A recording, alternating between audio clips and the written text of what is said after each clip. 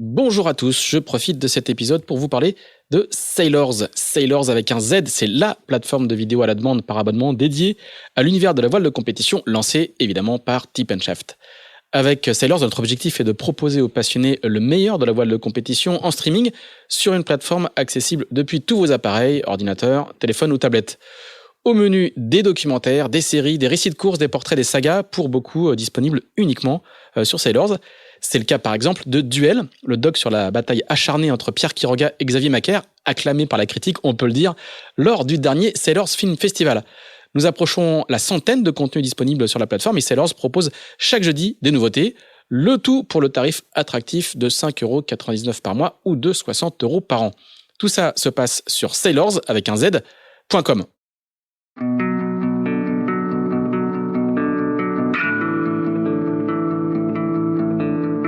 Bonjour, vous écoutez Into the Wind, le podcast des marins qui font des phrases. Into the Wind est produit par Tip & Shaft, le média des professionnels et des passionnés de voile de compétition. Tip & Shaft, ce sont 2 newsletters hebdomadaires en français et en anglais, des podcasts, des événements, des formations ainsi qu'un festival du film et un studio de production de contenu que vous pouvez retrouver sur tipshaft.com. Je suis Pierre-Yves Lautroux et je vous souhaite la bienvenue dans ce nouvel épisode d'Into the Wind.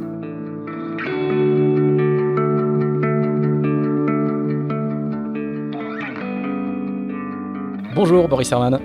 Bonjour Pierre-Yves. Eh ben merci. Alors je ne dis pas merci de nous recevoir parce qu'en fait on n'est pas chez toi.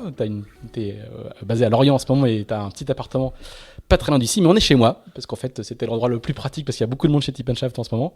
Donc c'est moi qui t'accueille, mais en tout cas je te remercie d'avoir accepté notre invitation en cette fin août, alors que t'es quand même pas mal occupé avec un nouveau bateau qui flotte depuis quelques semaines. Donc merci de nous recevoir pour ce qui est désormais la 5e saison d'Into the Wind. Donc je suis très fier de t'accueillir pour cette 5e saison et j'espère qu'on va passer encore un paquet d'épisodes jusqu'à l'été prochain.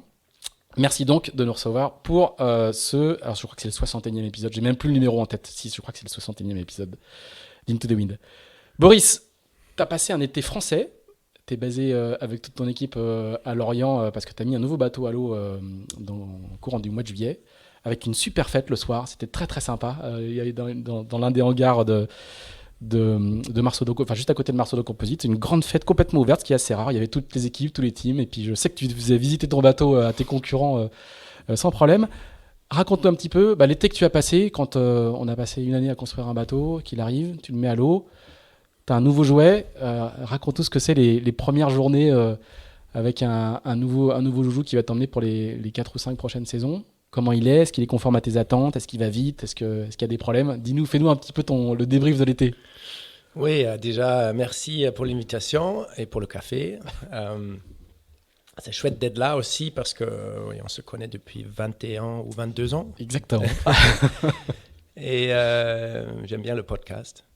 Merci. Cet été-là était super intense, donc c'est la première semaine où je me relaxe un petit peu, la première grasse mat, donc l'occasion de se voir pour ce podcast, parce que j'ai l'impression que le dernier week-end était vraiment la première navigation où tout fonctionnait et on est arrivé, et là on peut dire ok, maintenant on passe à une autre étape, on peut travailler sur la performance. La semaine prochaine, on aura le stage à Port-la-Forêt. Donc là, c'est la fin d'une sorte de débogage, le débogage de la première version du bateau. Là, tu passes tu passes au développement, quoi. Exact. Je suis arrivé fin juin en Bretagne, début juillet, quelques jours de juillet, et sauter dans un projet de folie, de finition de construction chez nous, dans notre hangar ici à Lorient. On avait déplacé le bateau de chez Multiplast ici au hangar, l'ancien hangar de Oman Sail, pour finir le bateau, mettre en place les systèmes, l'électronique, etc. Et comme toujours, un peu de retard, un peu de doute, est-ce qu'on va tenir la date de mise à l'eau, etc. Donc grosse intensité, grosse énergie aussi, vraiment. Et après, on met le bateau à l'eau et on passe à une autre phase de vraiment le rendre prêt pour la première navigation. Ça nous a pris encore 10 jours Et après, les premières, depuis NAV au NAV, on gère un peu les priorités pour naviguer un peu plus loin. La première NAV, c'est 3 heures. La deuxième, c'est 6 heures. La prochaine, on veut passer une nuit. Donc, il faut les feux de... Faut que les feux de NAV marchent. Les feux de NAV. Donc, c'était vraiment la troisième navigation, quoi. Mais c'est en route parce que vraiment, c'est toujours, je pense, une construction neuve. C'est rare que tu mets à l'eau un bateau tout fini. C'est toujours le souhait. C'est ta première construction neuve. Et c'est la première construction neuve qui s'est bien passée. Je tape du bois aussi parce que la table est bois et on n'a pas eu des vrais soucis et pas des soucis en général. Vraiment, c'est vraiment étonnant. Toujours le temps est un peu court, mais ça on savait avant. Et du coup, par rapport à ton bateau précédent, est-ce que tu vois des gros... Alors, tu n'es pas allé naviguer dans la houle du Grand Sud. Il n'y a pas eu beaucoup de... Enfin, l'été a été très ensoleillé, très chaud, caniculaire, comme on le sait tous. Donc, tu n'as pas encore affronté la houle du golfe de Gascogne, ni les houles de l'océan Indien ou du Pacifique. Donc, est-ce que tu vois quand même déjà des différences de comportement entre ton bateau précédent, Malitzia 2, et Malitzia 3 ? Oui, le bateau est très très différent dans beaucoup d'aspects, dans beaucoup de sens. L'ergonomie est très différente et la forme de coque sont les deux choses principales. Et les foils. Les foils plus grands, plus fines, etc. Et on voit, oui, que c'est vraiment, il faut reapprendre à naviguer de A à Z. Alors, on a fait quelques naves là, on a eu un peu de houle le week-end dernier, il y avait pas mal de houle. Ouais, ça surfait sur toute la côte. Et au portant, dans 12 nœuds de vent, le bateau se met en marche dans la houle. Et il tenait des bonnes vitesses avec les pilotes qui marchent bien, qui jouent bien. Donc ça, c'était déjà très prometteur. Donc on commence à apprendre le bateau partant du portant et on va faire les différents angles du vent au fur et à mesure. Et tu pars de 145 du vent réel et tu vas faire chaque jour 5 degrés de plus. Exact. Et je pense que ce bateau est conçu pour le Vendée Globe. C'est un bateau qui est très heureux d'être au portant, qui cabre un peu au portant, mais juste comme il faut et qui ne met pas le nez dedans.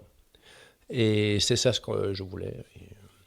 Et donc, après ça, à partir de là, il faut maintenant apprendre à lofer, à faire 5 degrés de plus et à faire peut-être du 100 degrés, de 80, quelque chose comme ça, tu vois. Et là, donc, le prêt, c'est pour mi-septembre, quoi. Le prêt, c'est pour mi-octobre. Mi-octobre. Non, c'est début novembre. Début novembre, on mange le prêt. Non, mais en rigolant, mais c'est pareil un peu pour tout le monde. Si tu fais vraiment du prêt avec en mode archimédien, tu serres, tu bordes les voiles, tu serres comme un bourrin. Là, c'est très simple. On sait à peu près comment ça marche. Trouver la frontière où le bateau peut commencer à voler. Tout en faisant du cap. Après, tu essaies à voler le plus haut possible. Il faut un peu de vent pour ça. Hein. Ça ne marche pas dans 12 nœuds de vent, pas encore, avec ces bateaux. Mais il faut trouver ces limites-là. À quel vent ça vaut le coup d'abattre un peu, à quel angle on peut lofer, etc. Et dans quel setup du bateau, est-ce qu'il faut mettre quel ballast, etc. Combien de rakes, lancer comment le bateau, mettre quelle voile. Ça va nous prendre beaucoup de temps d'être calé là-dessus. Et après, le reaching aussi, pareil. Donc, si le vent est très fort, je pense que ça devient un peu plus clair. Mais dans le marginal, de jouer vraiment entre est-ce que tu alourdis le bateau avec du ballast ou pas, dans le pre-foiling, et comment exactement ça va se passer. Non, c'est du boulot de comprendre tout ça. Il y a une route du Rhum qui approche donc très très vite, qui sera début novembre. Mais toi, tu fais partie des équipes avec Kevin Escoffier, comme on l'a appris hier, qui vont enchaîner une route du Rhum. Qui vont enchaîner après la route du Rhum, The Ocean Race. Donc toi, tu es le gars qui fait mise à l'eau du bateau en juillet, route du Rhum en novembre, Ocean Race en janvier, en gros. Hein. Fin de l'Ocean Race en juin, un petit refit pendant l'été, Transat Jacques Vabre, enfin bref, ça va être assez intense. Comment ça va se goupiller en termes de logistique, d'organisation, parce que ça va être extrêmement intense. Et c'était prévu depuis le début, toi, ta volonté et ton ambition était de faire... j'ai relu des papiers hier soir pour préparer le podcast. Tu disais même que tu ferais The Ocean Race avec l'ancien bateau, avant de savoir que tu ferais un nouveau bateau. Et avant le Vendée Globe, c'était déjà prévu que tu fasses The Ocean Race. Donc c'est quelque chose qui était dans ton programme absolument. Alors comment va s'organiser cette opération commando, quoi ? Parce que Vous allez traverser l'Atlantique en une petite dizaine de jours, quoi. Donc ça va vous emmener mi-novembre. Il faut rentrer et repartir. Le départ de The Ocean Race, c'est le 15 janvier, c'est ça? Quelque chose comme ça? À Alicante? Oui, Il n'y a pas de marge de manœuvre, il n'y a pas le droit à l'erreur. Exact. Et, notre projet The Ocean Race date de 2019.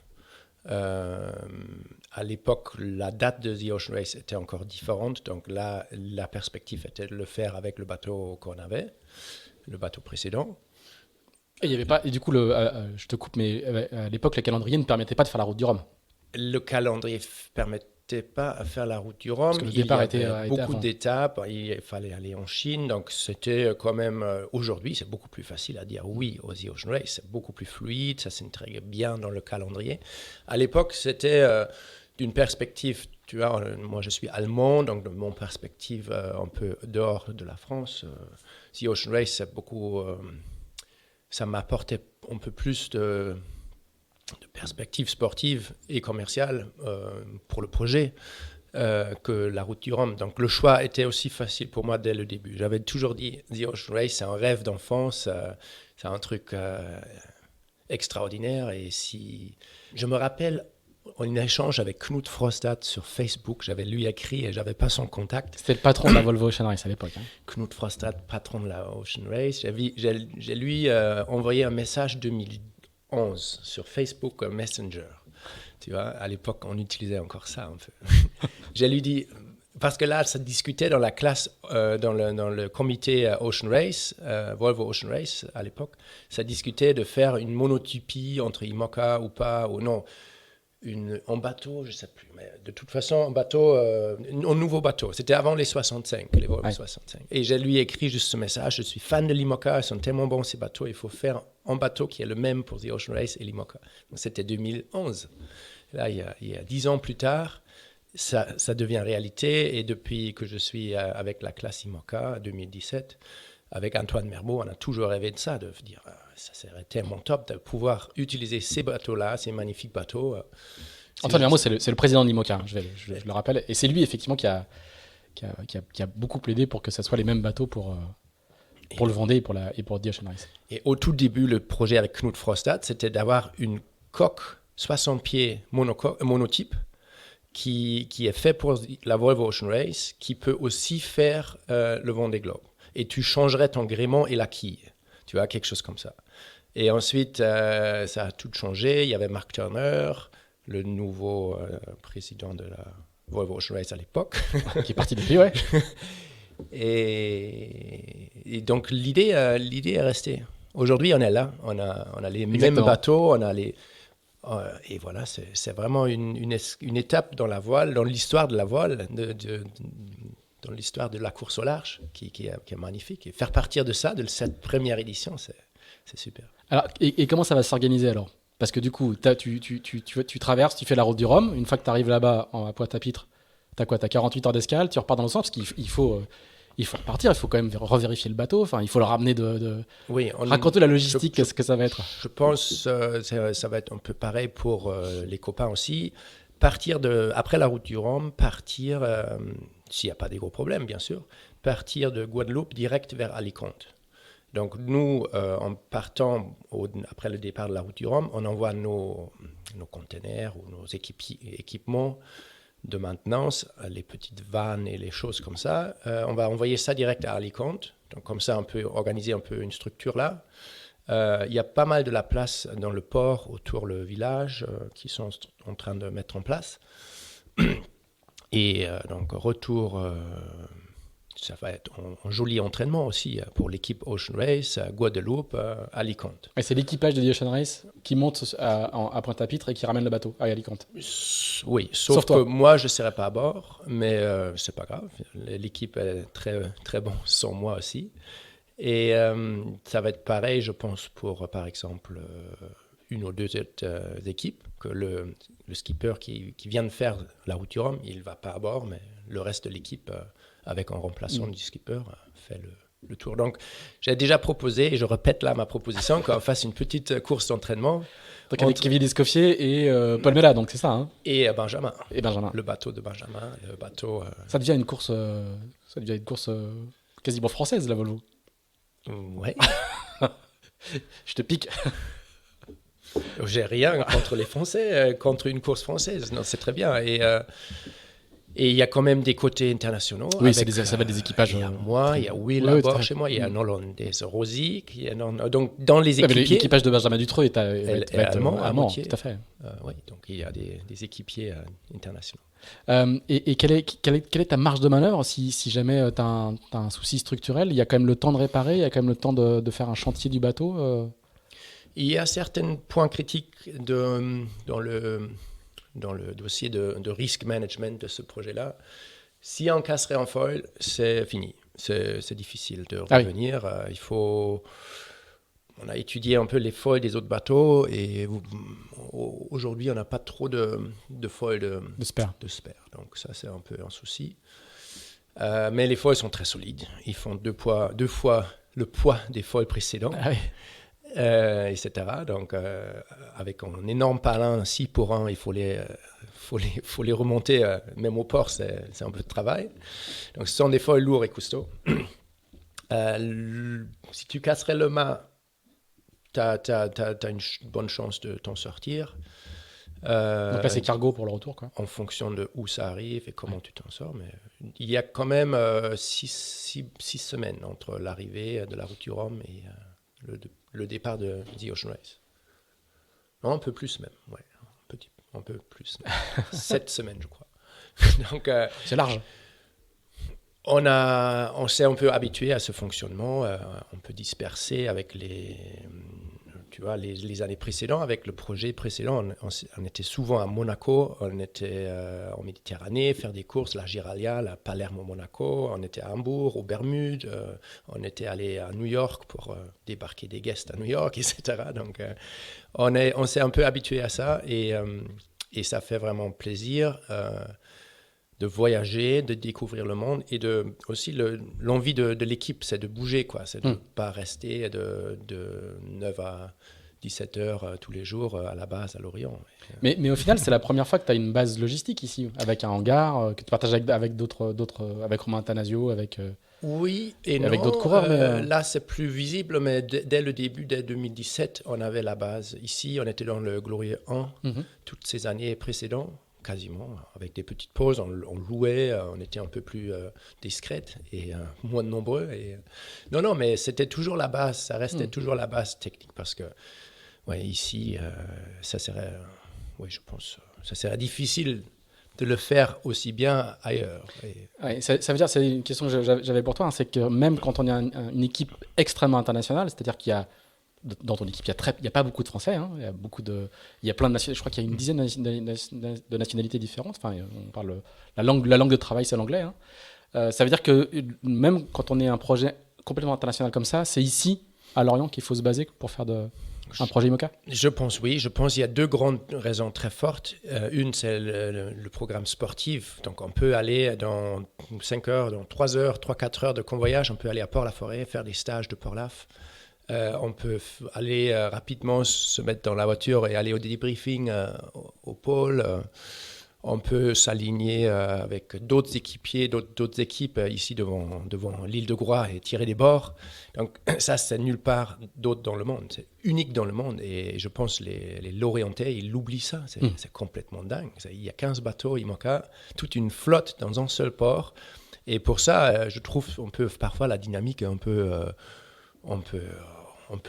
trop peu euphorique parce que c'est complètement dingue. Et tu pourrais te faire une petite café le matin avec les autres, dire allez, on va tirer le bord à 10 bateaux, à 15 bateaux, tu vois. On pourrait faire des trucs comme ça, beaucoup plus souvent.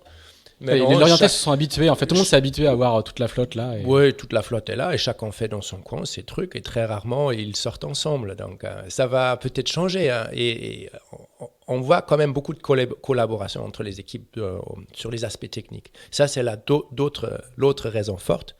Pour moi, c'est gérer la technologie et la technique, la maintenance de ces bateaux ici à Lorient. Il y a vraiment tellement de ressources. Tu vois. L'autre jour, on avait un problème avec une pompe hydraulique.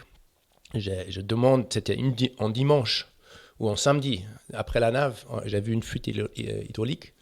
flûte d'huile. J'ai mis sur le groupe WhatsApp de la classe IMOCA, est-ce que quelqu'un n'aurait pas une pompe? Et 4 heures après, j'avais la pompe dans les mains. Et c'était une autre équipe, le dimanche. Elle me dit, oui, viens là si tu veux, j'ai une pompe sur l'étagère, tu peux le prendre pendant 2 semaines. Donc, c'était l'initiative Cœur qui nous a aidés comme ça, Anne-Claire, et merci beaucoup. Ça nous a vraiment permis à continuer de travailler et de naviguer le lendemain, parce que sinon, on aurait été bloqué pendant 2 semaines. Hein. Le délai des fournisseurs, etc. Une pompe comme ça se trouve pas... Chez Super U. Ouais.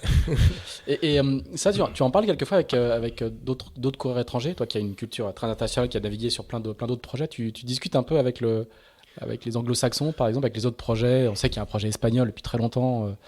Oui, tu vois. Après, qui est toujours dans les tuyaux. Et avec tous ces gens-là, tu parles un petit peu de la place lorientaise. Oui, ça. Et aussi, l'autre truc exceptionnel, c'est les stages à Port-la-Forêt. Et il y a quelques années, je me rappelle, les équipiers, ah oui, on se prépare pour les stages à Port-la-Forêt, pour la route du Rhum, etc. Ils pensaient un peu, ah oui, ça va être un peu, l'entraînement, un peu, tu vois, pas très excitant pour les autres membres d'équipe, mais j'allais dire, venez voir, c'est des vraies régates. On a le chrono, la ligne de départ, on fait des vraies régates. Et quand l'équipe a vu ça, ça les a beaucoup passionnés de faire ces choses-là.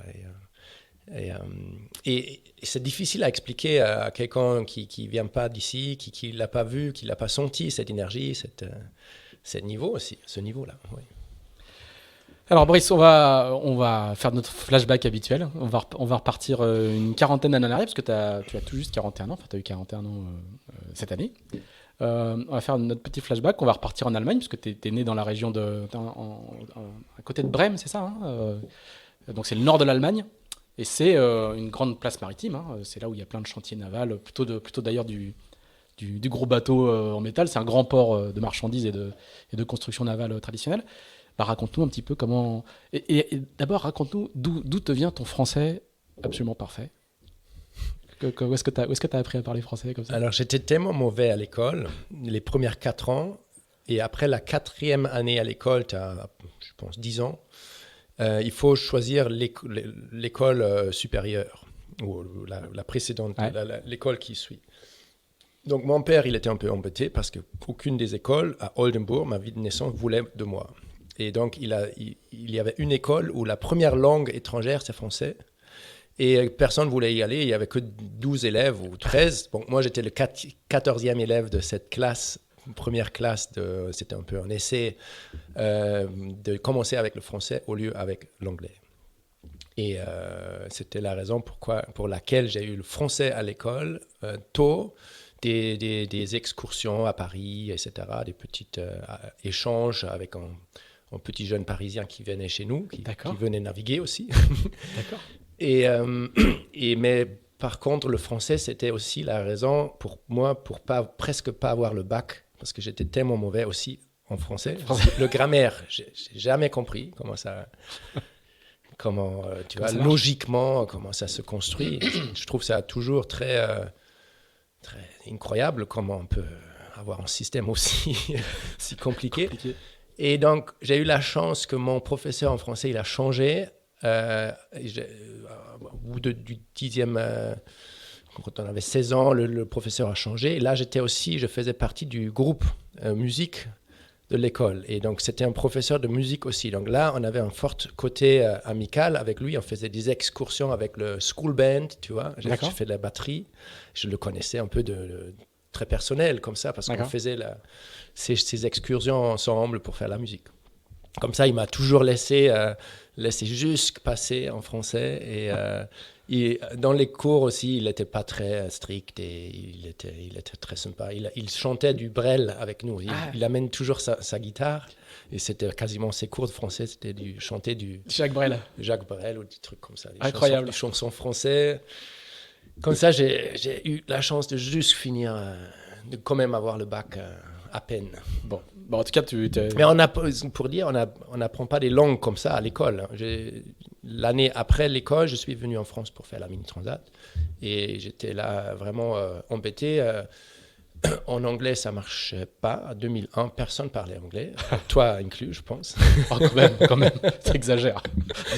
Et au moins, les gens chez Poco Structure, c'était Ah, impossible. peut-être pas, alors, peut-être pas. Ouais, là, dans leur coin, tu vois, personne parle anglais. Et donc, avec mes petites quelques mots en français, j'étais forcé pendant toute cette saison-là de m'exprimer en français. Alors, on est déjà passé à l'arbitrage, mais raconte-nous un petit peu avant qu'est-ce qui fait que t'es attiré par la mer. T'as un père qui navigue, des parents qui naviguent.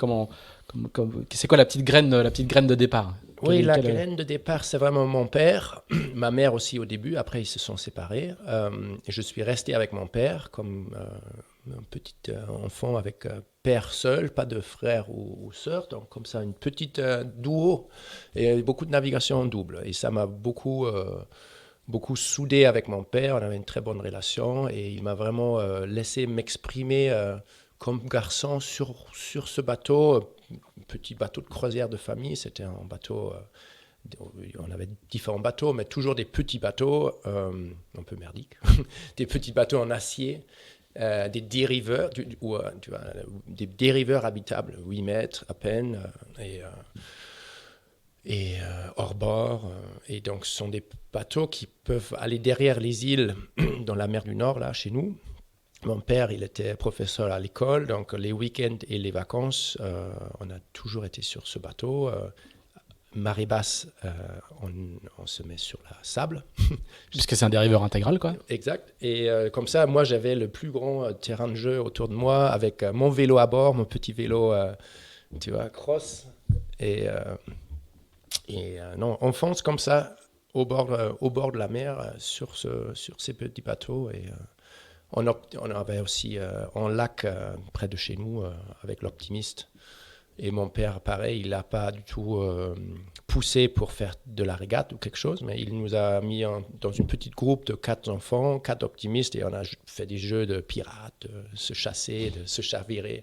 Donc beaucoup de joie, c'était vraiment très naturel, et je pense qu'il a bien fait de pas vouloir qu'on fasse une performance ou, je sais pas, une carrière ou quoi que ce soit, mais c'était vraiment oui, c'était top pour une enfance avec l'eau, quoi. Et tu apprends, là, tu navigues la nuit, tu navigues un peu loin au large, ou c'est que de la croisière côtière? Oui, mon père, il a commencé, quand j'étais né, 81, il a juste commencé un peu à faire ses premiers bords, donc il avait très peu d'expérience aussi, et il m'a amené quand j'avais 6 semaines, et ils font juste à la journée des tout petits bords. Il n'y avait pas de GPS, pas rien, il n'y avait pas de connaissances, même pas d'électricité à bord, je pense. Et faire à mesure, quand j'avais 16 ans, j'ai fait ma dernière voyage avec lui, 16 ans, c'était Baltique vers Gotland, donc tu vois, Suède, donc vraiment des trucs soutenus avec 2-3 nuits affilées en mer, où moi je fais des quarts de nuit avec lui, il me laisse gérer la traversée du trafic, etc. Donc à 16 ans, tu as déjà une bonne expérience, quoi. Oui. Pas de régate, mais de la mer, quoi. Et beaucoup d'improvisation. Donc le bateau, comme le bateau était jamais bien, c'était pas un bateau de série où tout fonctionne. Ça fonctionnait pas très bien, c'était pas marin du tout, c'était pas safe. Mais il fallait toujours de se dire, je peux faire quand même. C'était un peu son spirit. Il avait aussi 2 mains gauches. Tout était un peu improvisé, mais quand même, il y avait toujours, une façon de le faire, quand même. À partir de quel moment tu t'intéresses à la compétition? À partir de quel moment la compétition arrive avec toi? C'est mon meilleur pote d'enfance et de l'école aussi qui m'amène. Son père à lui, il faisait du 420, un petit peu, ambition moyenne. Et comme ça, mon meilleur pote, il avait cette notion-là, il était conscient de l'existence. Moi, mon père, il n'avait rien à foutre avec ça. Donc mon copain, il m'amène au lac local, là, chez nous, en vélo, une dimanche, juste pour scouter un peu. Et on avait 16 ans, et par hasard, c'est le dimanche, open jour pour tout le monde, fête, et 2 sponsors, ils ont payé de 420 tout neuf, le coach, le Zodiac, tout est là, présentable. Ils disent open bar pour les jeunes, venez. Et il n'y avait pas beaucoup de jeunes. Et nous, on était accueillis avec des bras ouverts. La semaine après, ça attaquait et on faisait des entraînements tous les jours avec ce coach qui adorait les 2 jeunes qui viennent 18 km après l'école en vélo, parfois tous les jours de semaine. Ah oui. Et donc, on avait une motivation complètement dingue. La pluie, peu importe, toute la saison, on allait là naviguer, on a adoré ça, ce bateau. Parce qu'on avait navigué sur l'Optimiste de mon père et les autres, là, c'était vraiment des trucs de très vieux, bricolés, rien marchait bien. Et là, on voyait le club de voile, tout est rangé, le bateau qui brille avec les poulies Harken. On a halluciné. Dans notre petit monde de famille, de professeurs de l'école, il y avait très peu d'argent, il y avait rien de ça. Et on n'a jamais rêvé de pouvoir naviguer sur aussi joli dériveur. Et là, t'as quel âge quand tu découvres 16 ans. 16 ans. 16 ans, et il y a le coach qui avait une grosse expérience de la course au large aussi. Ah oui. Il faisait le projet Aerosail à l'époque sur la Admiral's Cap, et il était un vrai professionnel et un très bon dériveur aussi. Et il a soudé tout de suite avec nous. Il nous a amenés sur des régates. Et nos parents, ils ont dit non, mais vous êtes fous, on ne va pas vous amener avec la voiture sur une régate, quoi. C'est ça. Donc ce gars-là, il a vraiment nous aidé beaucoup à démarrer. Et c'est là que tu découvres la compétition et tu te jettes dedans à corps perdu, comme on dit. Au début, le deuxième dériveur, parce qu'il y avait le sponsor local qui faisait de la viande ou quelque chose, il a donné ces 2 bateaux, et le deuxième dériveur, il était très peu utilisé parce qu'il n'y avait que nous 2 qui sont été là tous les jours, et il manquait un peu le deuxième équipe.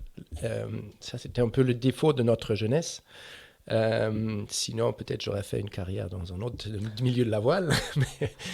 Donc, pour moi, c'était vraiment la fascination pour la glisse, pour ce bateau qui puisse commencer à glisser, qui est bien performant, quoi. Et là, c'était la fascination plus pour le comportement du bateau et la voile en soi que la compétition, parce qu'il manquait de la concurrence. Mais du coup, tu vas quand même, vous allez faire des compétitions ailleurs en Allemagne, vous Oui. déplacez un petit peu, et ça marche? On faisait ça, on était très mauvais, et quand même, on était très motivés, mais très mauvais. Et c'est pas surprenant parce que la voile en dériveur, il faut absolument au moins 2 bateaux pour s'aligner, etc. Donc, on fait un peu la même connerie en 480, comment ça s'appelle, 470. Et on travaille dur, mais avec très peu de succès, de résultats, jusqu'au manque d'entourage, quoi. Il faut une petite bande pour s'échanger, pour les petites astuces de réglage, etc. Mais on était tellement motivés. Après, on avait 18 ans, jusqu'après l'école, on faisait le service civil, tu vois, au lieu de faire le militaire, l'armée. On faisait ça. C'était obligatoire à l'époque, obligation de le faire. Et on s'est acheté une voiture pour 70 €. Et on fait le trajet Kiel-Barcelone pour la course qui a lieu là pour les 470, tous les annuels, le Christmas Race à Palamos Christmas Race. Donc on fait ça avec la voiture de 70 €. On dort dedans, on fait Noël dans la voiture. Et on fait aussi la fête de Nouvel An dans la voiture. La régate était déjà finie. On va à Barcelone pour fêter la fête de Nouvel An. Et on dort dans notre petite Corsa, tu vois, une voiture qui avait 25 ans. Et on se gare au port. Et on a une petite bouteille de champagne, nous 2, là, devant dans la voiture. On regarde un peu le port. Et plop, minuit, on ouvre la bouteille. Et là, il y a un énorme catamaran qui re-rentre et qui se gare juste devant nous. Et ça se trouve, c'était la journée, aussi pour ça on était à Barcelone, parce que cette journée-là, 2000, The Race était parti de Barcelone, grande course autour du monde, tu vois, avec les grands catamarans à l'époque. Donc The Race, c'était la course organisée par Bruno Perron, où il y avait Club Med, je ne me souviens plus du nom des bateaux, mais il y avait en gros 3-4 grands catamarans qui étaient tous de Gilles Ollier, effectivement qui étaient partis de Barcelone ce jour-là. Ouais. Et donc on a vu le départ, une festival fabuleuse, et grand beau, soleil, beaucoup de monde, c'était vraiment un truc, un spectacle. Et les grands catamarans, les voir lever leur coque au vent, on a halluciné. Nous, on était tellement fans des grands bateaux et tout ça. On était là complètement excités. Et le soir, on est un peu tranquille dans la voiture, on regarde le port, il pleuvait. Et là, il y a un bateau qui revient de la course, c'était Tony Bollimore. Et par hasard, ça marche juste devant nous, en face. Donc on ouvre les fenêtres. Et qu'est-ce qu'ils font? Pourquoi ils reviennent? La course est finie pour eux ou quoi? On écoutait un peu et il y avait personne, il y avait juste Tony Bollimore sur le pont et un gars de l'assurance. Et on a écouté un peu leur conversation. Et le gars de l'assurance, il dit, c'est où ton équipage? Et Tony Bollimore qui dit, ils sont tous nuls, ils sont tous barrés, je ne sais pas où ils sont. Tu vois. C'était vraiment très, très spécial, ce petit mémoire. Mais... Et Tony Bollimore, là, pour mémoire, c'était l'un des concurrents du Vendée Globe de 96-97 qui avait chaviré, qui avait été sauvé dans le Grand Sud, etc. C'était un pirate anglais, quoi. C'était une personnalité assez forte, qui était déjà assez âgé, qui avait une bonne soixantaine d'années, quelque chose comme ça, quoi. Là, donc, on est en 2000. À partir de quel moment germe l'idée de faire la Mini Transat, puisque la fameuse Mini Transat 2001 arrive très très vite. À partir de quel moment tu as ça dans la tête et tu commences à construire ce projet-là? C'est arrivé très tôt, avant ce moment-là. D'accord. J'avais 17 ans, 2 ans avant finir l'école. J'avais... Mon père, il m'a déjà mis cette idée de naviguer de la croisière. Et donc, j'ai lu tous les bouquins de croisière. Et il y avait un bouquin sur une fille, Tanya Eby, une Américaine, qui s'est mal comportée à l'école. Elle avait 18 ans et son père lui a dit, si tu continues comme ça, je vais te mettre, je ne sais pas, dans une école super stricte toute la journée, ou tu as le choix, si tu changes ton comportement, tu peux faire un tour du monde, je te paye le bateau. Mais il faut que tu ailles tout seul. Donc, elle a choisi l'option tour du monde, ouais. Elle a écrit le bouquin, c'était le bouquin un peu que me faisait rêver. Et je me suis dit, le jour où l'école va finir, je vais prendre la voiture ou le vélo et partir de l'école, aller au port et partir pour le tour du monde. C'était mon idée de croisière, tu vois. J'avais jamais entendu parler de la course au large, quoi que ce soit. J'avais 16 ans à ce moment-là. Donc nous, on commence en dériveur, faire un peu de course. Et là, je commence à avoir des doutes. Est-ce que c'est pas un peu manque de performance, de sportivité, de se balader comme ça en croisière? Et là, je me tombe dans le journal d'Yacht, je lis sur la Mini Transat. Yacht, c'est l'équivalent de Voiles et Voiliers, quoi, pour les Français. Exact. Et là, il y a des jolis reportages. Il y avait un Allemand à l'époque, Matthias Balken, qui faisait la Mini Transat, 99, où il y avait la grosse tempête. Non, celle d'avant. Et peu importe. Donc je découvre ça, des petits bateaux. Je trouve ça très fascinant, mais ça a l'air très loin. Et donc, quelques semaines après, il y a encore dans Die Yacht le test de Pogo 1, du même navigant qui fait, à cette occasion journaliste, qui fait le test du bateau, qui écrit le rapport, il a le prix derrière. Et je commence à réfléchir, c'est peut-être faisable, etc. Ça va être ce bateau-là qu'au jour, quand mon école finisse, je vais prendre ce bateau-là et partir faire la course. Et pas donc, c'était vraiment la mélange des deux choses, course et croisière, et l'aventure du large, le souhait de liberté, le rêve de partir à l'horizon. Ça se mélangeait là-dedans. D'accord, mais c'est pas encore, c'est pas un souhait de carrière dans la course au large. Pas du tout, et la carrière... Je ne savais pas qu'il y a des navigateurs professionnels. Je ne connaissais pas rien, quoi. Et de toute façon, je parle à ma mère quand elle venait visiter ou quand je venais la visiter, parce qu'on n'habitait pas ensemble, mais j'avais 16, 17 ans. Et je parle à ma mère et un jour, elle met la main sur la table. Elle est un peu businesswoman. Elle gère aussi sa petite boîte à elle, etc. Donc, elle met la main sur la table. De toute façon, pour ces rendez-vous qu'on faisait ensemble, il n'y avait jamais plus que 2 heures, ou rarement. Donc, il ne fallait pas que je parle pendant 1 heure que du truc de voile. Ça le faisait... elle s'ennuyait. Elle dit, OK, stop, tu arrêtes de parler de ça. Je vais te prêter l'argent. Tu peux commander un bateau comme ça. Il faut que tu me rends l'argent après. Mais là, on n'en parle plus. Tu le fais et après, tu fais autre chose. D'accord. Et donc, j'avais 17 ans à l'époque et je fais un fax ou quelque chose, en lettre écrite, tu vois, et envoyé par la poste parce que je n'avais pas encore le email, je pense. Tu vois. J'envoie ça à Christian Bourlec, le patron de Pogo Structure. Je veux un bateau pour la Mini Transat 2001, etc. Et depuis là, tout commence un peu à se débloquer. Ah ouais, mais du coup, t'as juste de quoi acheter le bateau, t'as pas de sponsor. Comment tu construis le projet? Ah oui, c'était. Tu m'arrêtes si je raconte trop de conneries, mais trop d'histoires. Mais j'avais vraiment à peine un ordinateur et j'ai aucune idée comment faire une plaquette. Il fallait trouver des sponsors. Bah oui. Et j'ai vu ça dans mon journal d'Yacht, dans le magasin d'Yacht. Je voyais, il y a des bateaux avec des logos dessus, donc c'était l'idée de sponsor, etc. Donc j'ai fait une petite plaquette. C'était une feuille A4 que tu plies un peu, tu vois, en entière de chaque côté.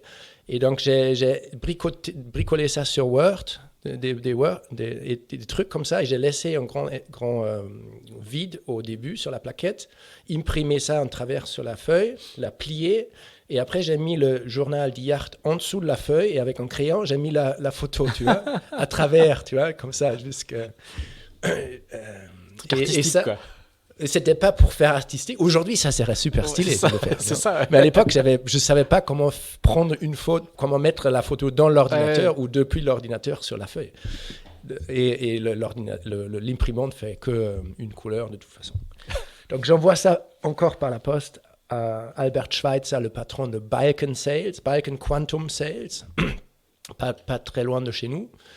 Et je connaissais très peu de monde et quelqu'un m'a proposé de l'envoyer à lui et adresser à lui personnellement. Il répond, il m'invite, je viens là avec le très vieux voiture de mon père et il me dit mais t'as déjà navigué, t'étais au large, t'as de l'expérience, etc. Il me raconte un petit peu, il me challenge un petit peu. Après, ils finissent par faire ses voiles moins chères.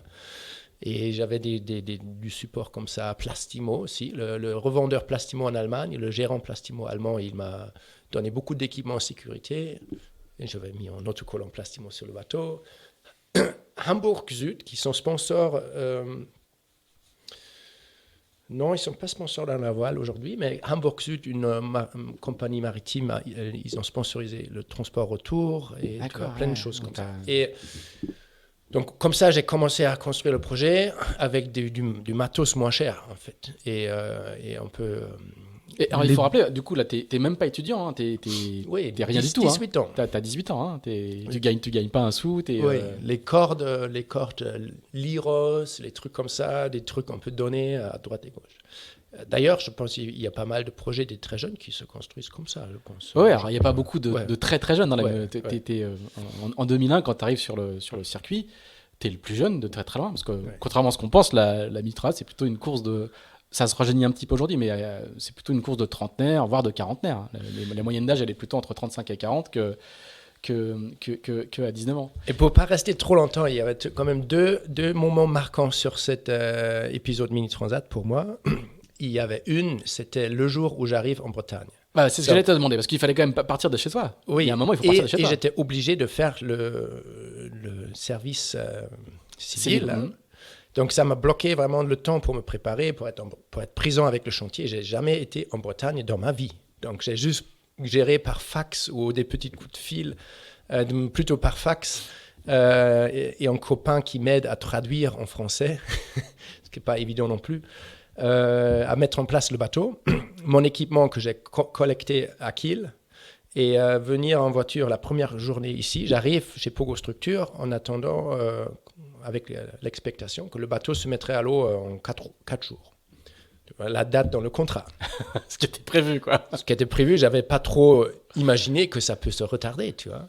Donc j'arrive là et j'avais prévu, mettre à l'eau, 2 semaines d'entraînement et ensuite la qualif, parce que la qualif, il y avait une date limite, etc., une liste d'attente et tout ça, déjà 2001.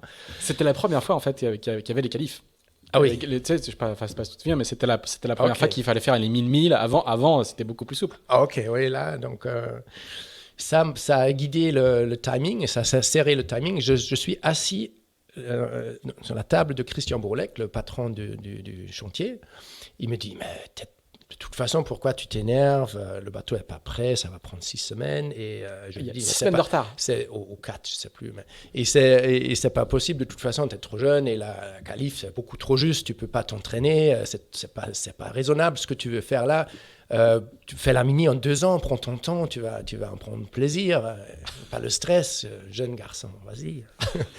et là, il y a une espèce de choc électrique dans mon corps, je le regarde, et il a dû sentir quelque chose à travers mes yeux.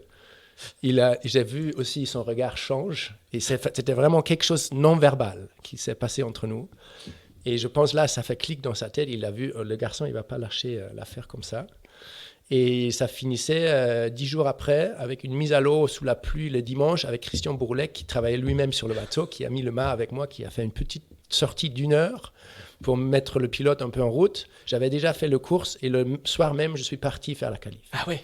Parce que c'était tellement juste. Et là, on est à quel moment, 2001? Mais. Mai. Oui, et la date limite, c'était fin mai. S'il y a des coureurs de la mini ou des mini transat qui nous expliquent, c'était l'autre époque. Hein. Donc on est 4 mois avant le départ de la mini transat et on peut partir en qualif. Mettre à l'eau son bateau neuf et partir en qualif. Pour moi, ça apparaissait comme une préparation très longue et une date très rigoureuse très tôt. Et j'arrivais à la fin de la qualif, il fallait redescendre à La Rochelle pour faire la mini pavois, course obligatoire de préparation, une course partant de La Rochelle, avec une date limite d'arrivée. Et j'étais 24 heures en retard. Et il fallait payer 300 francs, je crois, de pénalité. Et pour la SNSM. Donc, bien raison de ne pas tarder et de bien partir vite. mais cette nuit où je suis parti pour la qualif, c'était la première nuit pour moi seul en mer, la première journée en Atlantique. J'ai jamais été dans ma vie sur la côte atlantique. Et la première fois partir au large et en solo. Et donc tu pars de Sainte-Marine, tu vas à Koningbeg, hein, à l'entrée de la mer d'Irlande, à l'entrée du canal de la mer d'Irlande. Oui. Tu redescends à La Rochelle et tu remontes. Enfin, c'était Et la première soirée, mer moyenne, calme, coucher de soleil incroyable, petit vent qui m'apporte vers le nord et des dauphins partout autour du bateau. Donc c'était vraiment c'était bien organisé. L'aventure. Et j'avais des frissons encore quand je pense à ce moment-là, parce que quel courage il faut de partir sans aucune expérience, ou très peu d'expérience. Tu ne le referas pas aujourd'hui. Non. Mais cette expérience avec le patron de ce chantier, je ne sais pas, depuis là, s'il y a un fournisseur qui ne veut pas livrer un truc, il faut que je vienne le regard. Me m'asseoir à la table avec lui, je le regarde dans les yeux. Et souvent, ça fait son effet. Bon, allez, on va rappeler qu'à l'époque, Structure était un tout petit chantier. Aujourd'hui, c'est devenu une très grosse boutique avec presque une centaine d'employés qui fait plein de bateaux. Mais à l'époque, il faisait que le Pogo 1. Hein. Il y avait peut-être déjà le Pogo 850 et encore, même pas, je me souviens plus trop, mais c'était vraiment une toute petite... Et il y a une super amitié aujourd'hui entre eux et nous. Il y a, je pense, une dizaine de clients allemands qui sont venus derrière, des copains, au moins que je connaisse, de mon entourage, qui ont été fascinés de leur gamme de bateaux, de croisières, de courses. Et on s'échange encore beaucoup avec Christian Bourlec. J'apprécie beaucoup cette famille. Ouais. Donc on va alors, du coup, comme tu le disais au tout début de ce podcast, on se connaît à cette époque-là parce qu'on va faire la mini-transat. On est de la même promotion, donc comme Yannick Bestaven, comme plein d'autres. Vous devez pour les gens qui nous écoutent, ils entendent souvent parler de cette mini-transat-là. Toi, tu as 19 ans et tu débarques là-dedans. Et il y a pas beaucoup d'étrangers, il y a quelques étrangers, hein, mais pas énormément. Et tu tombes un peu dans ce milieu franco-français. À 19 ans, t'es peu parti de chez toi encore. Quelle expérience c'est, au-delà de l'expérience maritime, quelle expérience humaine c'est de partir comme ça à l'aventure. Toi, à l'époque, je veux pas faire le vieux con, mais on dort encore sur les bateaux, on va pas à l'hôtel. Il y a une ambiance incroyable. On a fait quelques courses avec des escales. Enfin, c'est quoi les souvenirs de jeune homme que tu as de découvrir ce monde-là, au-delà de l'aspect maritime, quoi. Je pense que c'est incroyable de débarquer dans ce monde-là. C'est une expérience de vie, quoi. Ça a marqué ma vie, c'est sûr. Ça a implanté un amour fort pour la course au large, pour la Bretagne aussi. Les gens ici, le milieu, la côte. L'odeur de la mer, de l'Atlantique. Quand tu te fais courir le matin sur les plages ici, tu as l'odeur souvent de la mer. Et de l'Atlantique, ce qui est différent de Baltique, ou la mer du Nord, c'est très différent. Et là, c'était très familial. Je pensais, j'entends que c'est encore comme ça, en partie aujourd'hui avec les ministres, avec les figaristes aussi, mais en classe 40 aussi. À l'époque, on était une petite bande des internationaux mélangés avec quelques Français qui restaient squattés sur leur bateau et qui vivent un peu comme les gitans de régate à régate. Le matin, parce qu'on est au port en couple, les bateaux sont en couple. L'Anglais qui était là, j'ai oublié son nom, mais c'était un jeune Anglais qui avait construit son bateau tout seul, sans plan, un peu il était soutenu par Pete Goss, un navigateur anglais du Vendée Globe. Il avait le GPS de Pete Goss, où il y avait encore le waypoint de son sauvetage de Raffaele dans le GPS. Donc Pete Goss qui lui aussi, comme Bellimore, avait fait le Vendée Globe 96-97, et c'est lui qui a donc sauvé Raffaele Dinelli, qui lui aussi était en perdition dans le Grand Sud. Donc ce gars-là, il était souvent à côté de moi, en couple au port, et il a pris mes aubans le matin, et il bouge mon bateau très fort. Il dit « Come out of fucking bed, Boris !» Je suis l'adolescent qui dort jusqu'à 10 heures. Et il me réveille, on va au bar, on prend un café, et après on bricole sur les bateaux.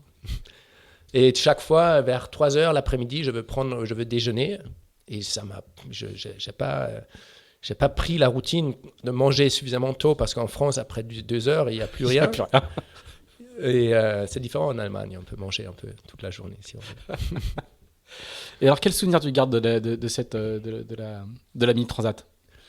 Donc, c'est la première qui part au Brésil. Hein.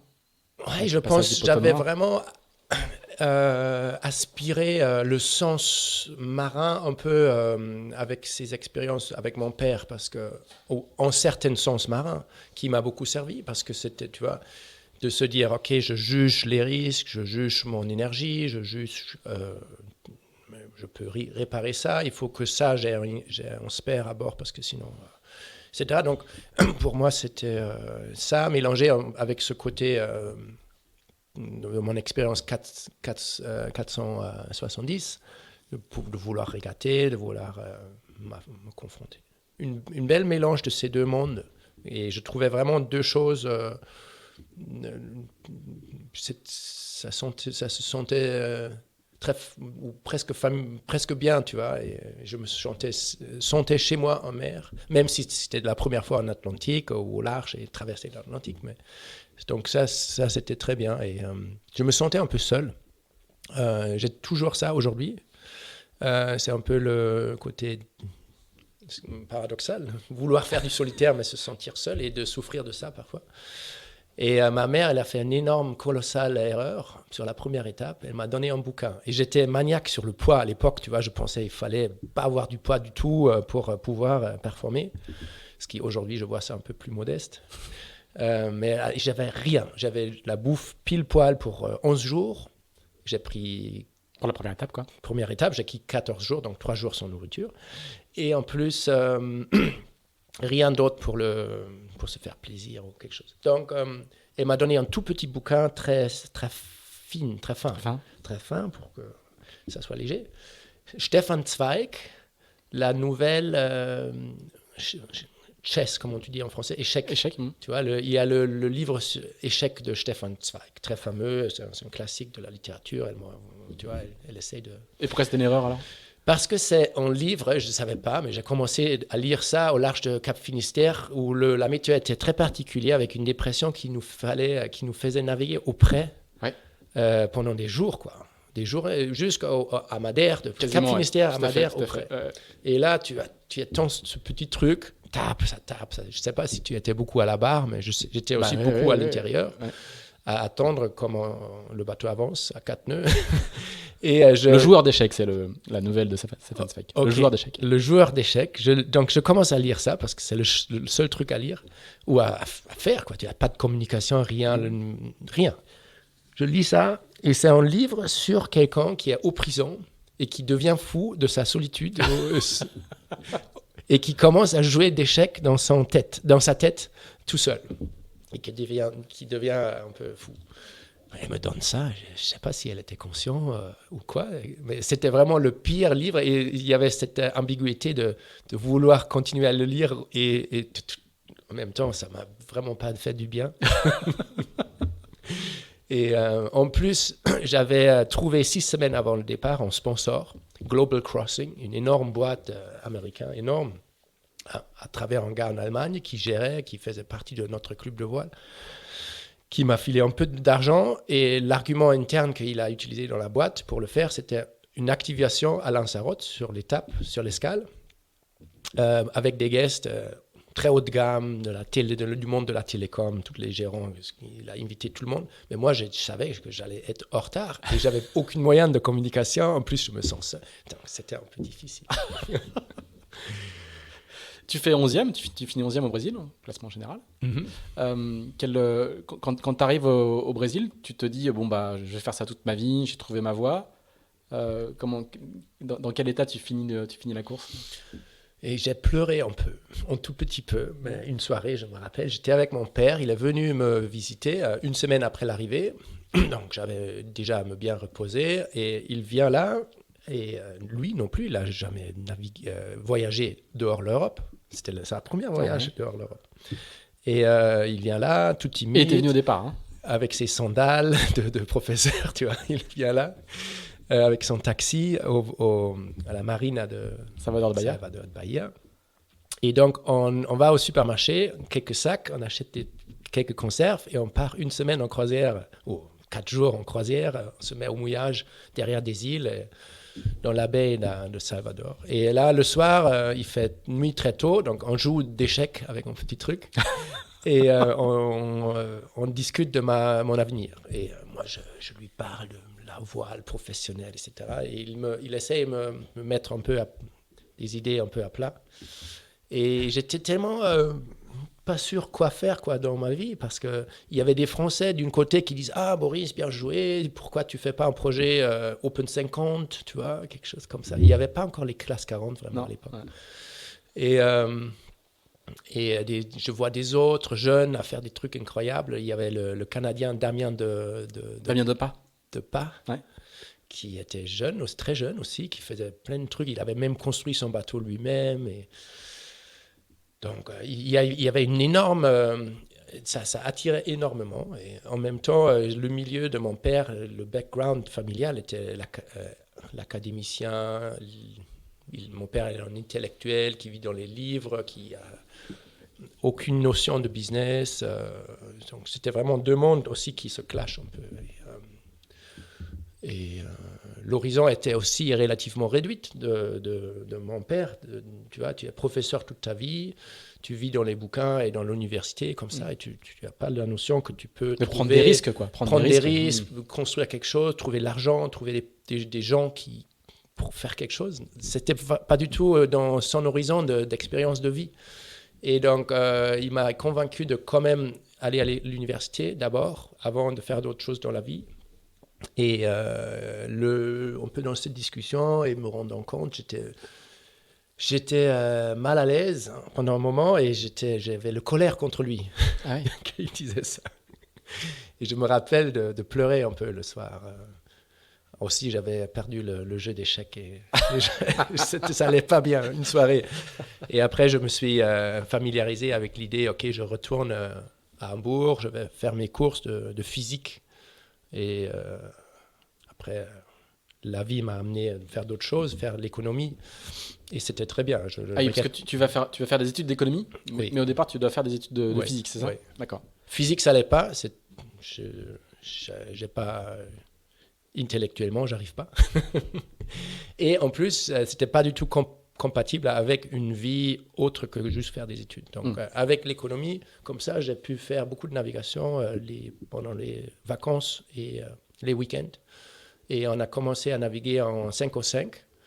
Et ça, donc c'est un dériveur non olympique, mais avec beaucoup de niveaux sportifs, parce qu'il y a un centre d'émulation à Kiel, avec les anciens champions d'olympisme de 470, etc., qui s'entraînent tous les jours. Et il y a un énorme niveau. Et donc, on est rentré là-dedans à Kiel avec un bateau neuf, avec de l'argent. Quand tu dis on, c'est que tu as trouvé un équipier ou c'est toujours Le avec même gars, avec le le même même gars jeune qui m'a amené quand on avait 16 ans au club de voile. D'accord. Donc, nous, On peut dire son nom peut-être parce que tu. oui, Julien Kleiner. Julien, il est venu ici. On a fait aussi des vacances sur le Pogo à l'époque. À 4, on est allé se balader à l'île de Groix. Et il est venu faire des convoyages à Transat. On a fait la Québec-Saint-Malo sur les classes 40 aussi. On a fait des trucs ensemble. Mais D'accord. lui, on a fait 18 ans en dériveur ensemble. D'accord. En tout. Mais avec le break quand j'ai fait la mini. Donc après, en fait, après la mini, tu vas vraiment reprendre tes études et là, tu vas plus faire de course au large. T'es vraiment dans ta petite bio là, dans ce que j'ai reconstitué entre 2001 et 2005. Il commence à y avoir des titres en 5 au 5 à partir de 2005. Mais j'ai fait de l'arche, je fais à partir de 2002. Grâce à la Mini Transat, j'ai des contacts et des gens qui me reconnaissent que je peux naviguer au large. Ils m'ont donné le poste de skipper en Jolly Swan 48. Un très joli bateau, Sparkman Stevens, où il y avait 2, 3, 4 guests, pas plus, des guests qui veulent faire des entraînements de tempête. Donc, il me donne ce boulot pendant les vacances de l'université. D'accord. Donc, en février et en octobre, novembre. Dans la mer du Nord, avec la glace, la neige. Et ça, c'était une école pour moi incroyable. Et je pense que ça va me servir aujourd'hui pour la Volvo Race, par exemple. Ah ouais. Parce que j'ai 20 ans à peine. Et il y a des gens de 60 ans qui payent une blinde pour venir se faire entraîner par un jeune pour naviguer dans des conditions impossibles, avec ces bateaux qui ne sont pas faciles à mener dans la mer difficile. Tu ne peux pas mettre le pilote, par exemple, sur un bateau comme ça. Et la saison en mer Baltique, en Allemagne, la saison s'arrête, j'imagine, en septembre-octobre. Là, il n'y a plus personne qui sort, les bateaux sont au sec. Exact. D'accord. Et là, on est vraiment hors de la saison. Il n'y a aucun autre bateau à l'eau et il y a même la glace au port dans l'eau. Donc, le maître du port, il prend son petit bateau acier et nous casser un peu la glace de 2 cm, un petit peu de glace. D'accord. Et je me rappelle aussi des navigations où ça commence à neiger et on se jette, on joue, tu vois, comme ça avec la neige. Et là, c'était du stress toujours. Je suis toujours la soirée, la veille de l'arrivée des guests. Je suis dans le bateau, je range tout, je regarde la météo avant une course, quoi. Et je me prépare super bien parce que je sens la pression d'être très jeune et d'avoir les gens qui ont des autres expectations. Et aussi, il faut une espèce d'autorité devant eux et les dire si tu tombes à l'eau là, tu es mort, quoi. Oui. 4 degrés de l'eau, de mer, température de l'eau, tu vas être mort tout de suite. Je ne peux pas les récupérer tout de suite aussi. C'est clair. Et donc, il fallait faire tout ça. Et après, ils veulent naviguer en 50 nœuds de vent. Il faut les expliquer. Oui, là, aujourd'hui, on restera au port. Donc, d'apprendre du leadership. Et ça, c'était vraiment pour moi une leadership school. J'ai fait ça pendant 3-4 ans, en parallèle des études et en parallèle de nos régates en 5 au 5. D'accord. Et en 5 au 5, ça va bien marcher, hein, parce qu'au final, tu as un très bon niveau. Toi qui étais très mauvais en régate, oui, là, c'est fini. Là, tu trouves la clé. Exact. Donc, c'était le bon choix, le 5 au 5, parce que mon copain Julien, quand j'ai fait la mini, il est dans le 49er pendant quelques années. Et il n'arrive pas vraiment à arriver au top. Et il s'entraîne très dur tous les jours, tous les hivers. Ils bossent très dur, mais ils n'y arrivent pas. On veut étudier et on se dit, c'est pas possible, une classe olympique, on va pas y arriver en même temps que les études. Donc le 5 au 5, c'était le bon compromis. Et en plus, avec le super entourage à Kiel, avec les meilleurs et avec les bons bateaux, tout de suite, avec les meilleurs.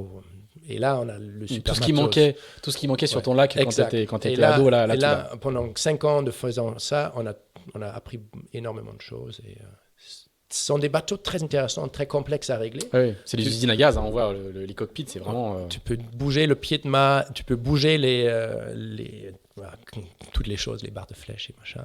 Il faut vraiment avoir une finesse de réglage, un feeling pour le bateau. Et après, un autre argument pourquoi cette classe était un bon choix, c'était parce qu'il n'y avait pas que des jeunes. Tu vois, quand tu navigues en 470 ou en 49er, tu es entouré avec d'autres gens qui sont pareils que toi. Ils ont peut-être des parents riches, mais ils n'ont pas eux-mêmes de l'argent ou une business ou quelque chose. Et là, en 5 au 5, c'est plutôt une mélange entre des jeunes et des gens accomplis dans leur vie, qui ont déjà une boîte, qui sont peut-être il y avait beaucoup de monde qui semblait avoir beaucoup de succès dans leur vie, qui se permettent maintenant de naviguer un peu plus et qui se rappellent un peu dans leur carrière jeune de dériveurs, etc. Donc, entre eux, il y avait aussi Hasso Plattner, le fondateur de SAP. Là. SAP, l'énorme boîte de logiciels de gestion. Exact. Qui fait du TP52 aussi, ou qui a fait, ou qui Il toujours. Il a gagné la dernière match, là, la dernière course. Hasso Plattner, qui dit un jour, la meilleure équipe allemande de cette année, on va les inviter en États-Unis après. Et on donne tout, on travaille dur. On arrive à être en premier rang de la liste annuelle là, du championnat de l'Allemagne. Et nous, ils invitent à faire le championnat américain en États-Unis. Et la chose super, c'était que le boatbuilder allemand qui faisait C505, il a fait des bateaux, mais il était un maniaque. Il faisait tous les bateaux exactement pareil. Tous les ficelles, les mêmes couleurs, avec des gabarits, chaque poulie au millimètre près. Et donc, nous, on venait avec notre petit cahier de réglage. On a mesuré un peu le point du mât, quelques longueurs, etc. Et on trouve tout de suite, après 1 heure de nave, on trouve exactement le feeling sur le bateau. Et on a fait 2e, je pense, sur le championnat américain. D'accord. Tout de suite. Et, on a fait des top 10 sur les champions mondiaux. Donc c'est presque une 2e école de formation à la régate, toi, parce que quand tu fais la mini, tu as peu d'expérience de la performance, et c'est vraiment là que tu acquiers cette culture-là, non? C'est exact. Et aussi l'entourage. Donc Hasso Plattner, son équipe, ça ont été des pros. Hasso, il a toujours eu des Admiral's Cup, après les Melge, je sais pas, il avait un très grand bateau qui faisait les Transpac toujours. Donc, grosse équipe, entourage autour de lui avec des professionnels de la voile. Et c'est là aussi où ça m'est venu en tête l'idée de peut-être carrière voile. Parce que j'ai vu des role models, tu dis en anglais, tu vois. Comment tu dis en français? Des modèles. Des modèles, tu vois. J'avais pas encore rencontré des modèles avant. En France, c'était un peu loin et très différent. C'est une culture aventure. Mais là, j'avais rencontré, je me rappelle, on était invités aux Bermudes avec Hasso, s'entraîner avec 4 bateaux.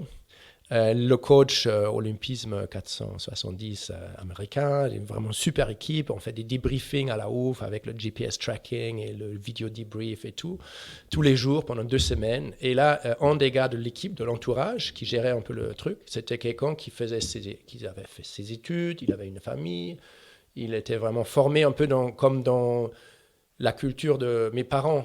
Ouais. Tu vois, on pensait ça peut être une carrière très normale, civile. Et lui, normal, quoi. Normal. Ouais. Et il venait là gérer un projet de voile comme ça et naviguer parfois lui-même. Donc, je me suis dit, ah oui, il y a des gens complètement normaux qui peuvent venir travailler. C'est pas si risqué que ça. Oui, et ça peut être un vrai boulot très normal, quoi. Qui plaira à mon père. Ouais, je pense peut-être pas trop à mon père à cette époque-là encore. Non, mais c'est ce que je veux dire, c'est qu'en tout cas, comment tu peux construire ta vie aussi. Et ça m'a donné modèle, ce gars-là. D'accord. Et je me rappelle, parce que tu vois, c'était un peu mon image. Ah oui, c'est pas si étonnant que ça. Donc ces années 5 au 5, elles sont très très importantes au final. Hein. Oui, aussi. Dans ton parcours de course au large, c'est vraiment là, c'est un peu le socle qui se construit à ce moment-là, quoi. Et il n'y avait pas que Hasso Plattner, il y a d'autres entrepreneurs très, très fameux. Alors c'est ce que j'allais dire, c'est que aussi, est-ce que c'est là aussi que tu construis ton réseau? Exact. Je construis mon réseau, je construis aussi le contact, l'échange et la compréhension pour ces gars-là. Je veux pas dire une compréhension générale, ça n'existe pas, mais tu vois, quand tu es fils d'un père de l'école dans une petite ville en nord de l'Allemagne, tu connais pas, je sais pas, le gérant d'une grosse boîte. C'était une autre culture que très timide. Tu sais pas comment les parler, comment ils raisonnent.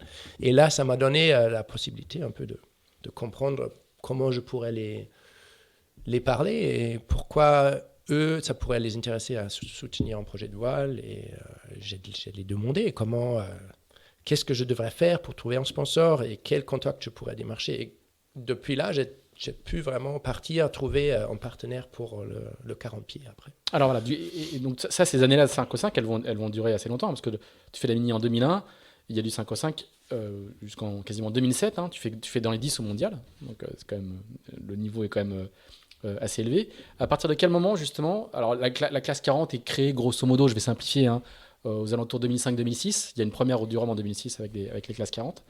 À partir de quel moment, toi, tu commences à t'intéresser à cette classe-là, tu la vois émerger, et à partir de quel moment tu te lances un petit peu dans un projet classe 40? Je pense que je la vois émerger 2007. Et tout de suite, je me dis, c'est ça le cible pour moi. Parce que Figaro, c'est trop franco-français, difficile à parler aux partenaires allemands, faire le Figaro. Vendée, c'est trop loin, etc. Donc, classe 40. Et il y a quand même le Vendée dans un coin de ta tête. Oui. Oui, je pense que c'était là depuis tout le début, même avant la Mini. J'avais vu sur Arte des films des éditions du Vendée Globe précédents, avec des images de Loïc Perrin quand il était avec Lada et les autres, Bertrand Brock, etc. Alain Gauthier, tout ça. C'était mélangé dans un grand documentaire sur Arte. C'était un moment clé qui m'a mis le virus. J'avais 16 ans, j'ai regardé ça avec mon pote Julien, là, parce que nous, on n'avait pas de télé à la maison. On a regardé ça chez lui. Le vrai fils de prof. Exact, on a regardé ça chez lui. Et je rentre dans l'hiver, en vélo. On avait les vélos là, comme en Pays-Bas, tu vois. Ouais. Les vélos cruiser, un peu comme ça. Je rentre, je regarde les étoiles un peu. Il y a très peu de trafic dans cette petite ville au nord. Et je rêve, je suis dans le rêve de ces images du sud où le bateau, il a super bien filmé ça, Loïc Perrin à l'époque. Il avait une caméra à l'arrière qui bascule un peu, qui se met un peu à plat quand le bateau gîte. Et il surfe sur les vagues. Et c'est à peine, j'avais fait peut-être quelques semaines avant, la première fois en 420, l'expérience qu'un bateau peut glisser sous voile. Peut planer. Et ça m'a... Je me rappelle venir à l'école et raconter à mes copains, j'ai plané sur un bateau à voile. Vous imaginez le feeling, c'est extraordinaire, j'ai plané. Et là, quelques semaines après, je vois ce documentaire sur Arte, je vois les bateaux planer dans le sud, sur des énormes vagues, sur une houle de 200 mètres de long. Et là, ça a mis l'inspiration, le virus sur ça. D'accord, alors on n'y est pas encore, donc on est en 2007 et tu vois le Classe 40 comme la prochaine étape. Alors, tu vas trouver un sponsor. Comment ça va se passer? En fait, ça Parce se que fait... tu travailles toujours pas, hein. Tu es toujours Oui, étudiant. J'ai 27 ans, ou 26 ans, 27 ans, quelque chose comme ça. Donc, les études en Allemagne, avec le diplôme, tout ça, c'est long. Hein. C'était pas que j'ai traîné. C'est normal que ça prend 6 ans, quoi. Les autres sont pareils, hein, les autres copains. Après, il y a d'autres qui continuent les études après, jusque pour le doctorat, etc. Donc moi, je me dis, à cette année-là, 2007, j'ai un petit bureau à Kiel, ma table, à droite, 2 tiroirs, droite et gauche. Droite, j'ai mis les applications pour les carrières normaux, les internships ou traineeships dans les grosses boîtes, etc. Et j'avais travaillé... Là, tu parles des CV et des CV de motivation pour devenir stagiaire, pour faire tes premiers stages dans des boîtes normales, quoi. Exact. Qu'est-ce que je fais après finition des études, le diplôme? Donc ça, c'est à droite. Ça, c'est à droite. Gauche, je commence à mettre les feuilles, les trucs des journaux de voile, etc. pour le projet voile. Et je demande une amie de me montrer InDesign pour faire une plaquette un peu mieux foutue. Donc, je passe beaucoup de temps là-dessus, bricoler cette plaquette. Et je développe cette plaquette. Et elle est devenue, pour moi, un peu la référence aujourd'hui. C'est la meilleure que j'ai jamais fait. C'est vrai. Et en même temps, tu vois, j'ai vraiment ces deux choses. Je suis à cheval, comment dire, à 50-50. Qu'est-ce que je vais faire? Et je me suis dit, allez, c'était une époque où Mark Turner est très présent, le directeur de OC Sport. OC Sport, oui. OC Sport, celui qui a géré le programme de Ellen MacArthur aussi avant. Donc tout ça, c'était une énorme référence en phare pour moi. Lui et ce OC Sport.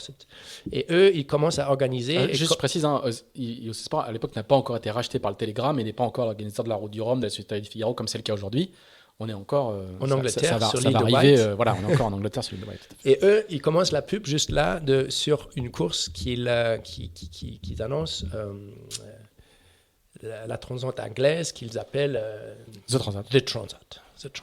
Et, qui viennent de racheter, oui. Ils mettent une super jolie pub, un film de 2 minutes ou 3 minutes avec des skippers qui parlent, les images de l'océan, les IMOCA, les classes 40. Et cette pub-là aussi, elle me sert un peu comme inspiration. Et je me dis, OK, tu essaies de faire cette course-là. Si j'arrive à trouver des partenaires suffisamment vite pour pouvoir faire cette course-là, on essaie de faire quelque chose dans la voile. Sinon, mes applications, je les envoie. Donc, j'ai 3-4 mois pour trouver un partenaire. Et en 3 mois, je trouve le partenaire qui dit, oui, vas-y, fais la course. Mais ça ne me suffit pas. Une course, je ne peux pas faire un projet pour qu'une course, il faut que tu... Donc c'est le premier sponsor, enfin c'est le premier sponsor avec du cash que tu trouves. Exact. Et il dit, fais quelque chose un peu plus soutenu sur 2 ans. Présentement, un programme sur 2 ans. Donc, il y avait à la même époque, il y avait deux Anglais là, qui construisent une course en classe 40 autour du monde. Donc, je mets ça dans la plaquette, j'ajoute ça et je présente ça. Et le gars, il dit, OK, c'est parti. 2 ans, classe 40, et il faut que tu gagnes les courses.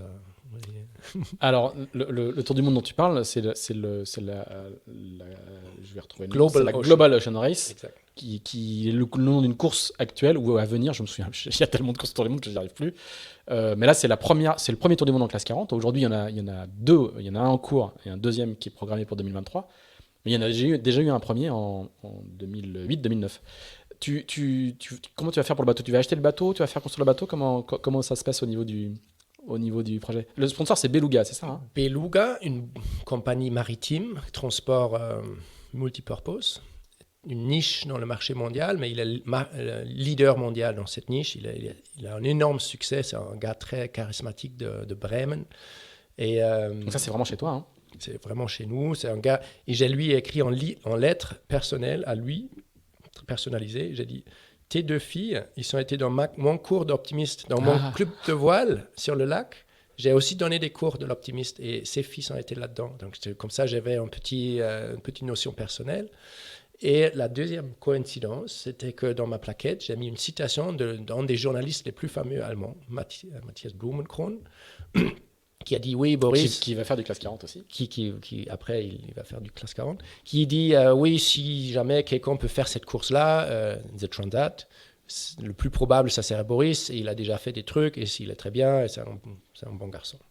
Il a écrit ça, il a mis sa première page de ma plaquette, avec la photo de ce journaliste, der Spiegel, rédacteur en chef.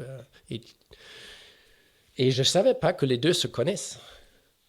Et donc, j'envoie cette plaquette au gars de Beluga. Il fait, après, je reconstruis l'histoire. Il fait un SMS à Mathias. Il dit, c'est qui ce garçon-là? Est-ce qu'il va gagner? Et Mathias, il fait la blague, non, il va être deuxième, moi, je vais gagner. Et donc, ça part de là. Et beaucoup de coïncidences, beaucoup de chance, comme toujours. Le timing était bon. Et Beluga allait très bien, ça grossit très vite. Et voilà. Donc, le bateau que tu prends, c'est un Aquilaria, de mémoire, hein? Aquilaria 1, ici, donc je suis venu à la Trinité. Yvan Berriard, c'était le revendeur à Aquilaria à l'époque. Aquilaria se faisait en Tunisie avec Fred, je ne sais plus comment, et une famille qui montait ce business-là. Et il y avait des Aquilaria. C'était, pour moi, j'ai aussi parlé à Damien Grimont à l'époque, Chocolat Mombana. C'était un coureur qui, maintenant, il gère des courses. Il avait un joli bateau aussi, en contreplaqué. Les classes 40 sont été encore Julien Marin.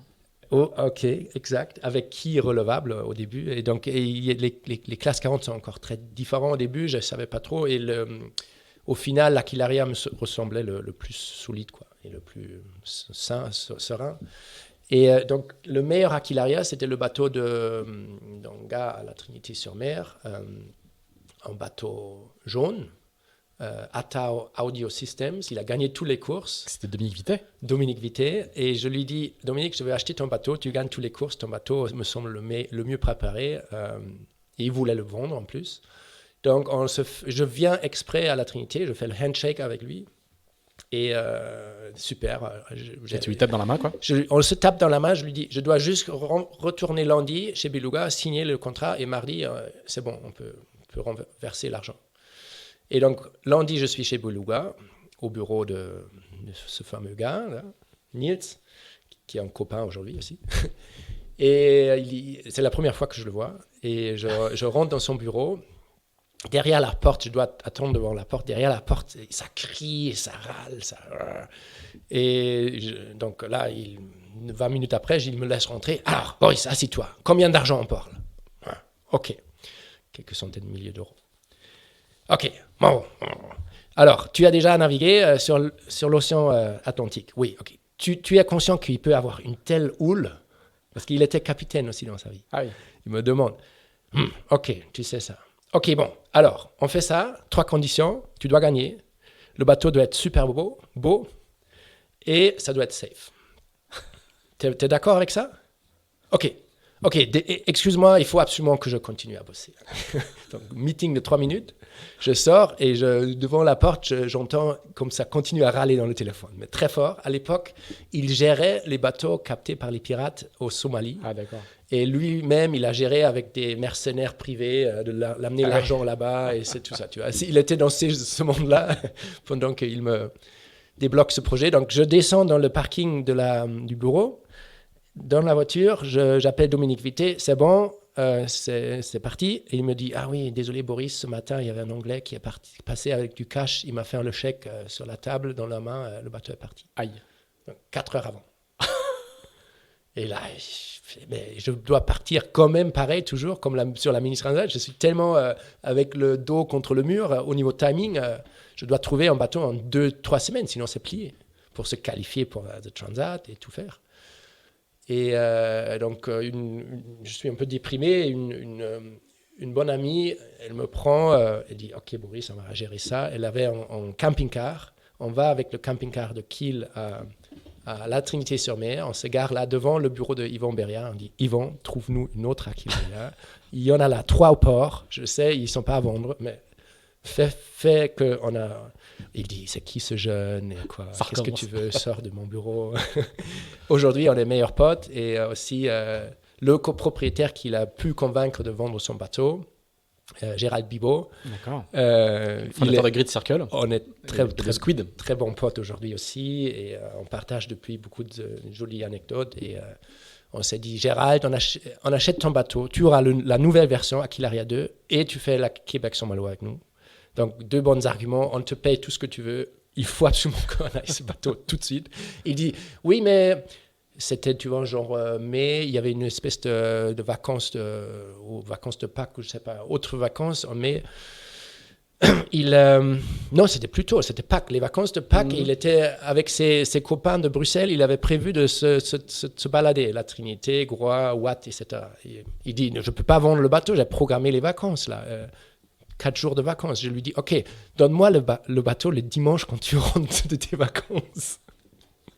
Et donc, on lui verse l'argent. Il arrive, 4 heures, il avait un train à prendre pour rentrer à Bruxelles. Il me montre le bateau une demi-heure. Il court pour choper son train et le bateau est à moi.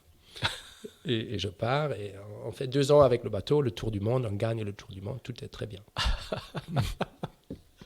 Comment il se passe? Alors, donc, tu vas faire la Transat anglaise, tu fais 2e en classe 40 sur la Transat anglaise quand même. Hein. Tu fais 7e de Québec-Saint-Malo. Donc là, c'est tes premiers jours de professionnel de la voile en fait.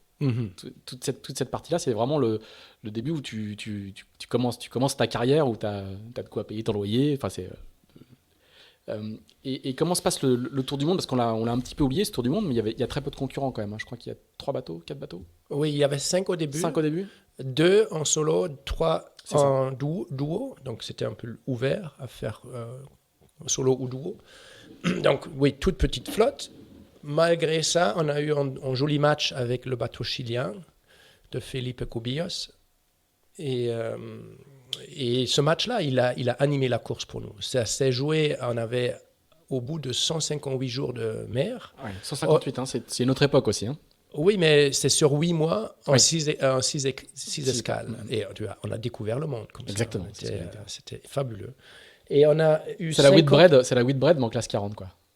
Oui, absolument, c'est le Whitbread. Et il faut faire ces choses-là. Et c'était mon argument pour les IMOCA aussi, pour le The Ocean Race. Il faut se rappeler de ces valeurs-là. Pourquoi pas habiter avec des locaux, avec des familles locales, ou des volontaires qui travaillent sur place, je ne sais pas, découvrir un peu le monde, pas prendre l'avion quand tu arrives et partir et revenir, tu vois. Mais là, le budget proposé à Beluga était tellement minuscule que le gars, il a dû rigoler un peu, tu vois. Ah oui, ok, si tu arrives à faire ça, ça va m'étonner, je pense, il a dû croire ça. Il a dû penser ça. Et on n'avait pas prévu de salaire pour nous. On était des étudiants, tu vois. On était contents de faire la course en double. C'était un autre étudiant copain à moi de Hambourg, Félix. Et on n'avait pas de logement, pas de restauration, pas d'avion. On est arrivé sur place et Josh Hall, le directeur de course, il a chaque fois assuré qu'on a une famille locale d'accueil qui nous accueille. Et ça fonctionnait dans chaque escale. C'était pas prévu. Nous, on avait juste pensé de dormir sur le bateau. Mais lui, il a fait ce shout-out dans les réseaux locaux, dans les sailing clubs anglaises, là. Et chaque fois, on arrive au port, il y a quelqu'un un peu discret qui, 1 heure après le champagne, qui vient un peu là. Ah oui, d'ailleurs, je suis allemand aussi, j'habite ici à Cape Town. Si jamais vous voulez habiter chez nous, la famille, on a une grande maison, porte ouverte. Et d'ailleurs, je vous laisse une petite voiture sur le parking avec la clé sur la roue. Si vous voulez le prendre, vous êtes bienvenus. Donc, on a kiffé ce tour du monde. C'était vraiment trop, trop bien. Et quand tu le... Donc vous le gagnez au final. Et à très peu, tu vois. Je pense on était juste 48 minutes différence entre le Chilien et nous. Après 150 jours de course, quoi. Et ça comptait pas sur les minutes, mais sur les points, comme sur la Volvo. Mais tu vois, c'était très, très proche. Et deux escales, c'est eux qui gagnent, 2 étapes, et les 4 autres, nous. Par contre, il n'y a pas beaucoup de bateaux au départ, et il y en a encore moins à l'arrivée. Je crois que vous êtes que 2 à finir, hein, ou 3 ? Non, 3 ou 4, ouais. Oui, 4. Il va Michael Kleinians en solo et 3 en double. 3 en double, il y a les Chiliens, nous et le frère de Alex Thompson. C'est ça, qui aussi, il finit lui aussi. Mais bon, c'est une expérience incroyable. Et tu reviens de cette course-là, tu es prêt pour le Vendée. Prêt pour le Vendée. Peut-être. Tu as fait un premier tour du monde. Pour pouvoir faire un premier tour du monde en aventure, certes. Je pense, oui. Le sens marin, il a évolué avec ce tour du monde, avec très peu de moyens. Tu vois, on faisait tout nous-mêmes. Donc, on arrive, par exemple, mi-chemin en Nouvelle-Zélande, à Wellington. Et je suis tombé sur un rigging shop, un magasin de matelotage. Duffy's Rigging Shop. Et je me rappelle, ce gars-là, il était des mains d'or. Il a adoré les 2 garçons allemands là, qui arrivent avec leur bateau. On a dématé chez lui, on a mis notre main dans le magasin et on a défait toutes les petites pièces du mât, toutes les vis, on a tout checké avec, tu vois, le truc infrarouge, là, avec le dye pen test. Et il m'a montré de faire ça. Et les nuits longues, on était là tout seul à tout faire, le gréement nickel, à tout remonter à la graisse et tout ça. Donc, on a beaucoup appris sur ce tour, à gérer des problèmes aussi.